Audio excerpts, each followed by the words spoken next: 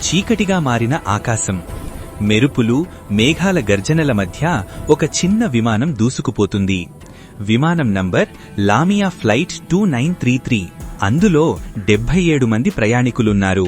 వాళ్లలో ఎక్కువ మంది బ్రెజిల్ దేశానికి చెందిన ఫుట్బాల్ ఆటగాళ్లు. ఒక కలతో, ఒక ఆశతో బయలుదేరిన వాళ్లు ఎప్పటికీ ఇంటికి తిరిగి రాలేదు. దక్షిణ అమెరికాలోని చిన్న పట్టణం చాపెకో. ఇది ఫుట్బాల్ను ప్రేమించే నగరం. ఇక్కడి చిన్న జట్టు చాపెకోయెన్సే అద్భుతం చేసింది. వాళ్లు తొలిసారి కోపా సుడామెరికానా ఫైనల్కు చేరుకున్నారు. ఆ రోజు మొత్తం నగరం ఒకే మాటతో మార్మోడింది: వామోస్ చాపే, ఫోర్సా చాపే, చాపెకో నువ్వు గెలుస్తావు. నవంబర్ 28, 2016. జట్టు సభ్యులు బొలీవియాలోని శాంతాక్రూజ్ ఎయిర్పోర్టుకి చేరుకున్నారు.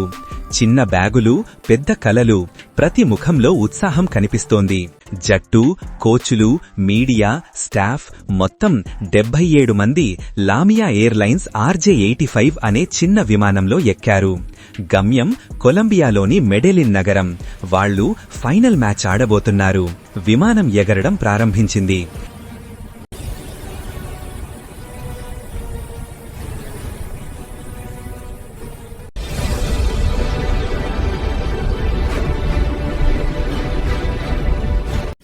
క్యాబిన్లో నవ్వులు, జోకులు, పాటలు, ఫోటోలు. వాళ్లలో ఎవరికీ తెలియదు ఈ ప్రయాణమే వాళ్ల చివరి ఆనందమని. కొంతమంది కిటికీ ద్వారా వెలుపల చూస్తున్నారు.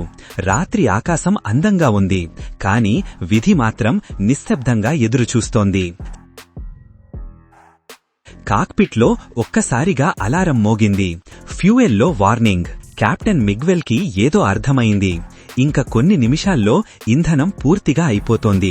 కాని అతని గమ్యం చేరుకోవడానికి ఇంకా దూరముంది. అతను రేడియోలో చప్పున మాట్లాడాడు: Medellin control, this is Lamia 2933. We are running out of fuel. కాని సమాధానం లేదు. కేవలం స్టాటిక్ సౌండ్. విమానం మెల్లగా దిగిపోతోంది. లైట్లు మసకబారాయి. ఆటగాళ్లు, జర్నలిస్టులు భయంతో ఒకరినొకరు చూస్తున్నారు. కొంతమంది ప్రార్థన మొదలుపెట్టారు: దేవుడా, మమ్మల్ని కాపాడు అని. మెల్లగా గళం వినిపిస్తోంది. సమయం గడుస్తోంది. ఫ్యూయల్ మిగిలింది. కేవలం చివరి కొన్ని నిమిషాలకే.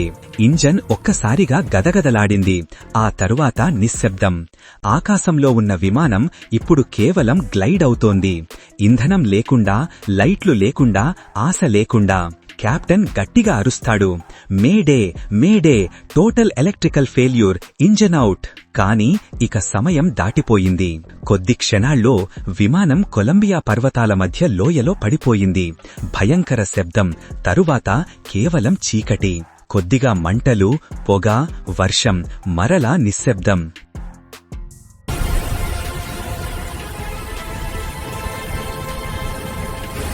తరువాతి రోజు ఉదయం. పర్వతాల్లో పొగ ఇంకా ఎగురుతోంది.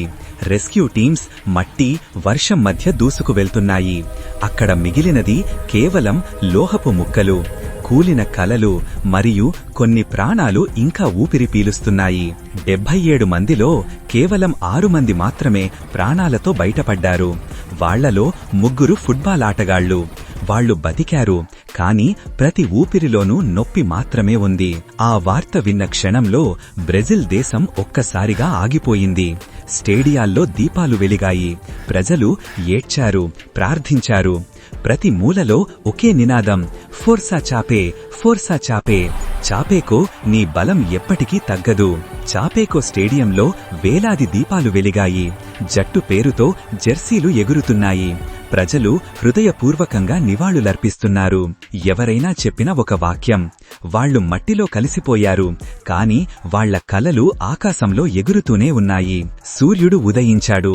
ఖాళీ మైదానంలో ఒకే గ్రీన్ జెర్సీ గాలిలో తేలుతోంది. నిశ్శబ్దం, కాని గౌరవం. మనస్తో, ఆశతో, ధైర్యంతో ఎగరడం. లామియా ఫ్లైట్ 2933 పడిపోయింది, కాని ఆ కలలు, ఆ గుండెలు, ఆ ఆత్మ ఎప్పటికీ కూలిపోలేదు.